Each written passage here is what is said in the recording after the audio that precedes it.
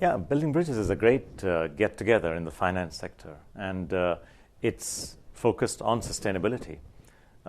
I work in sustainable finance. I prepare metrics to enable investors to decide where to invest and how to change their portfolios. So we are kind of completely aligned with the work and the conversation that goes on at Building Bridges. I think the second reason why I'm excited to be here is it's in the aftermath of the Glasgow COP. And one of the key results from the Glasgow COP is actually something to do with the International Sustainability Standards Board, a new thing that's been created in the Glasgow COP. And I'm very keen that people here are aware of it and actually embrace it and engage it as early as possible. Sure. So sustainable finance has got many parts to it. Some people identify opportunities to invest in projects or companies that are solving an environmental problem or a social problem. What we do as evaluators of projects and companies and impacts is to tell any investor, here's the company, here's the project, here's its impact, and here's how it compares to the rest of the sector, right?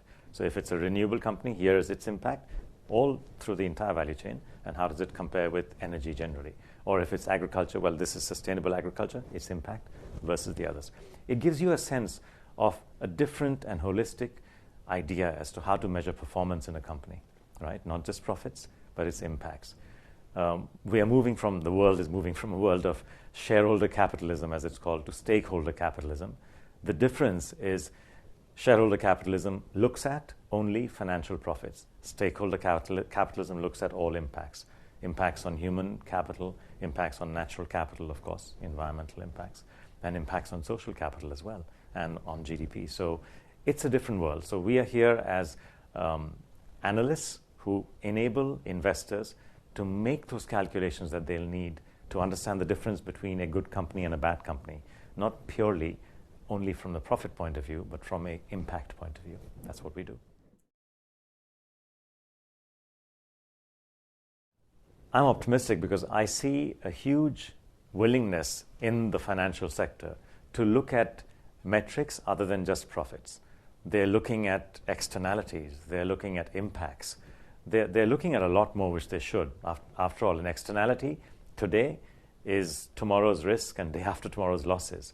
So if you don't know your externalities today, you are potentially ignoring hidden negative alpha in your portfolio. Nobody wants to do that, who's clever, right? So I can see the connection between the investor and the need for the kind of data that we pull together.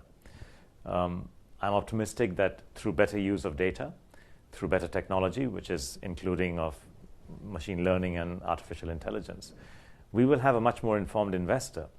And through that, we will have a better corporation.